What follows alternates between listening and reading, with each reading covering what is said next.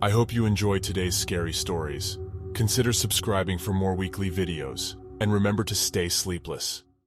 I remember the thrill of ding-dong ditching as a kid, the rush of ringing someone's doorbell and running away, hoping to escape before getting caught. It was the perfect way to add some excitement to our boring suburban lives. But one night, my friends and I made a grave mistake. We rang the doorbell of a man who was not amused by our prank. He chased us down the street, shouting obscenities and promising to catch us. We thought we had escaped his wrath when we finally reached the safety of our own homes. But as we walked inside, we couldn't shake the feeling that we were being followed. We peeked through the curtains and saw the man standing outside our window, watching us with a sinister grin. Our hearts pounded in our chests as we tried to figure out what to do next. The man tapped on the glass, and we knew we had to call for help. We dialed my dad's number, hoping he would come to our rescue before it was too late. The man began to bang on the window, trying to break in. We could hear him shouting, promising to teach us a lesson we would never forget. We waited in terror, huddled together in a corner of the room. The man continued to pound on the window, and we could see the glass starting to crack under the pressure. It felt like an eternity before we heard the sound of my dad's car pulling up outside. As soon as my dad walked in the door, he could sense something was wrong. He saw the damage the man had caused and immediately called the police.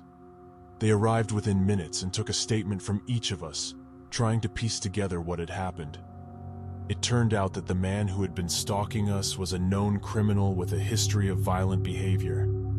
He had been released from prison just a few months earlier and was living in the neighborhood under a false name. He had targeted us specifically because we were easy targets, and he thought he could intimidate us into staying quiet. My dad was furious when he heard about the man's actions. He made sure to install extra locks on all the doors and windows, and he warned us to be more careful in the future. We never played ding-dong ditch again, and I still have nightmares about that night. It was a stark reminder that even the most harmless pranks can have dangerous consequences. It was supposed to be a fun night with my friends. We had all planned a sleepover at my house while my parents were out of town. We were all laughing, playing video games and eating junk food when suddenly we heard a strange noise coming from outside. At first, we didn't think much of it. Maybe it was just a raccoon or some other small animal.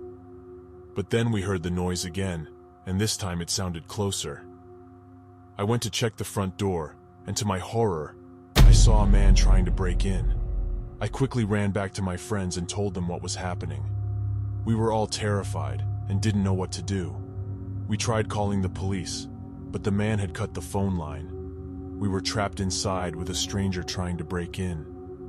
We could hear him trying to force the door open, and we could hear his footsteps outside the window. We were all huddled together, trying to stay quiet and hoping that he wouldn't find us. But then we heard him coming up the stairs. We knew that he was getting closer and closer, and we were all paralyzed with fear. We could hear him trying to open the door to my room, and we knew that we were out of options.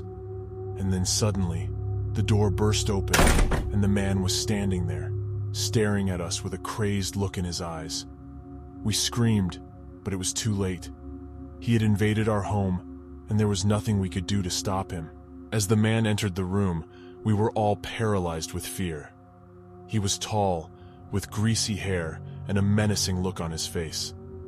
We could smell the alcohol on his breath, and we knew that he was dangerous. He walked slowly towards us, and we could see that he had a knife in his hand. We tried to back away, but we were trapped in the corner of the room. He lunged towards us, and we screamed at the top of our lungs. But then something strange happened. The man stopped in his tracks, and he looked around the room as if he was confused. He lowered the knife, and for a moment, he looked like he was going to leave. But then he suddenly lunged towards us again, and we knew that we had to do something. We grabbed whatever we could find, pillows, blankets, and even our own bodies, and we fought back. We were able to fend him off for a few moments, but he was too strong. He knocked us to the ground, and we could feel his knife pressing against our throats. We were sure that this was it. We were going to die. But then, we heard a loud crash from outside. It sounded like someone had broken into the house. The man was distracted, and we used this opportunity to escape. We ran down the stairs as fast as we could and out the back door. When we got outside, we saw that our neighbor had come to our rescue. He had heard the commotion and had called the police. The man who had invaded our home was arrested, and we were safe. But even though the danger had passed, we were all traumatized by what had happened. We had never felt so helpless and vulnerable in our lives. It was a reminder that our sense of safety and security could be shattered at any moment, and that we had to be prepared for anything.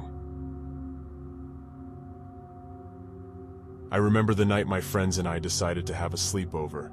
It was just like any other sleepover, filled with games, junk food, and scary stories. But little did we know, we were about to experience something we would never forget. We were all cozied up in our sleeping bags, ready to settle in for the night when my friend Jake asked a question that sent shivers down our spines. "Hey, did anyone else hear some weird noises coming from downstairs earlier?"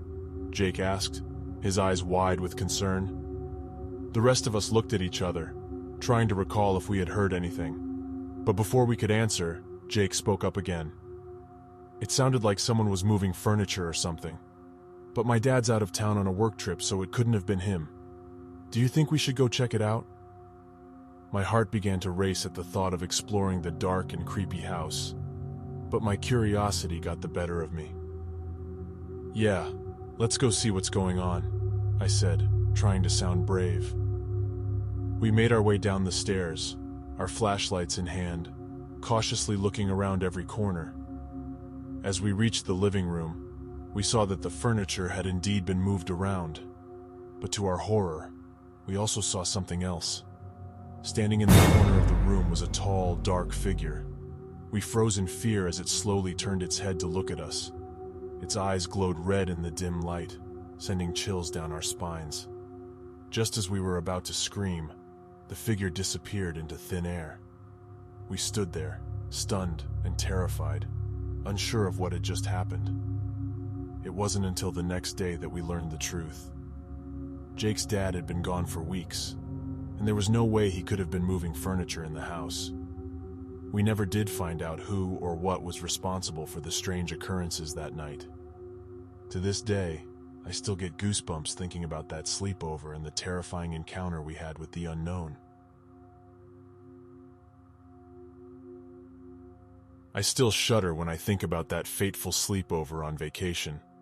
It was supposed to be a fun trip with my friends, but it turned out to be a nightmare that still haunts me to this day. We had rented a cozy cabin in the woods, surrounded by towering trees and a serene lake. The cabin was rustic and quaint, but it had all the amenities we needed for a comfortable stay. We had planned to spend our days hiking, swimming in the lake, and exploring the nearby town, but it was the nights that we were most excited about. On our first night, we decided to have a sleepover in the living room, with blankets and pillows spread out on the floor.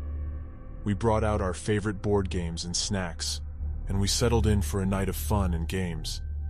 At first, everything was going great. But as the night grew darker, the atmosphere in the room changed. It felt like something was watching us from the shadows.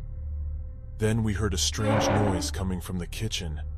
It sounded like someone was rummaging through the drawers. We all froze, too scared to move. We didn't know if it was an intruder or something worse.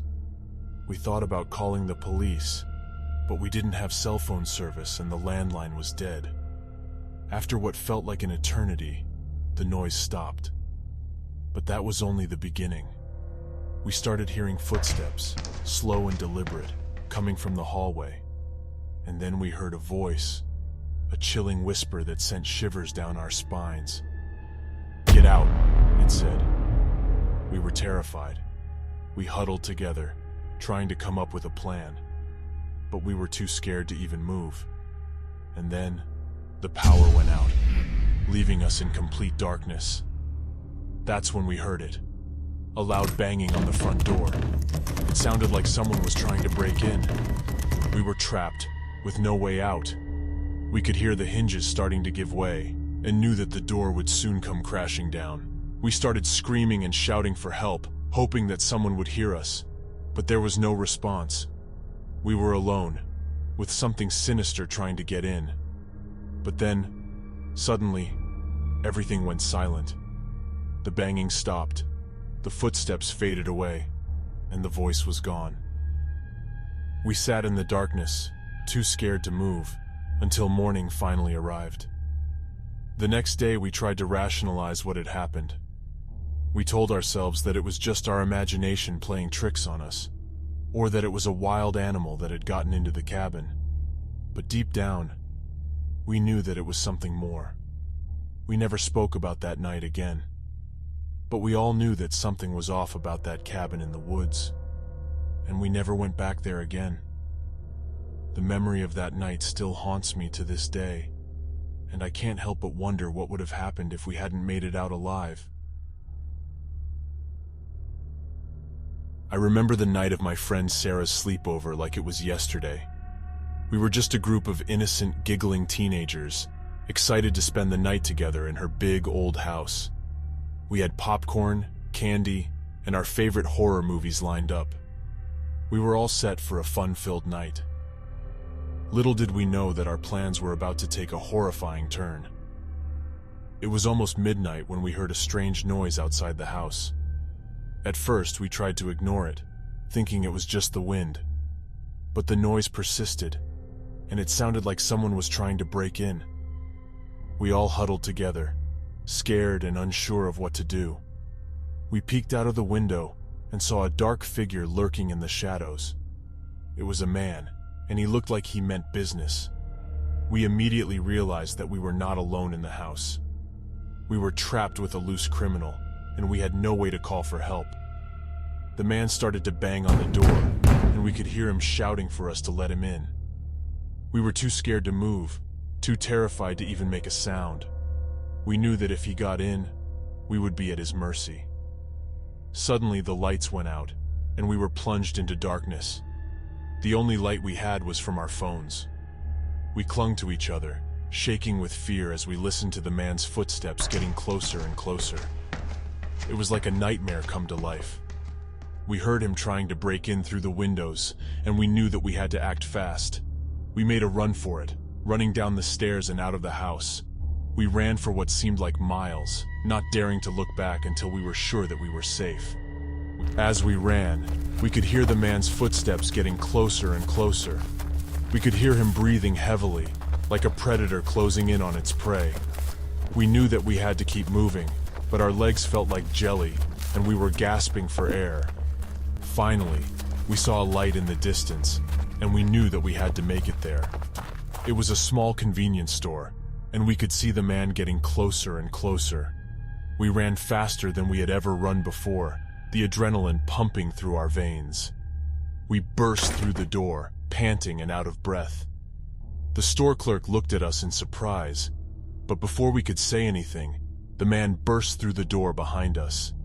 He was holding a knife, and his eyes were wild with rage. The store clerk immediately called the police, and we huddled together in the corner, watching in terror as the man advanced towards us. We could see the glint of the knife in the dim light of the store, and we knew that we were in grave danger. But then, something unexpected happened. One of my friends, Samantha, who had always been the quietest and most reserved of us, stepped forward. She faced the man head-on, her voice steady and calm. "Please, sir," she said, "we don't want to hurt you. We just want to get out of here safely." To our amazement, the man lowered his knife. He looked at Samantha for a moment, as if considering her words, before turning around and fleeing into the night. We all breathed a sigh of relief, grateful to be alive. When the police arrived, they told us that the man had been on the run for weeks, and that he had a long criminal record.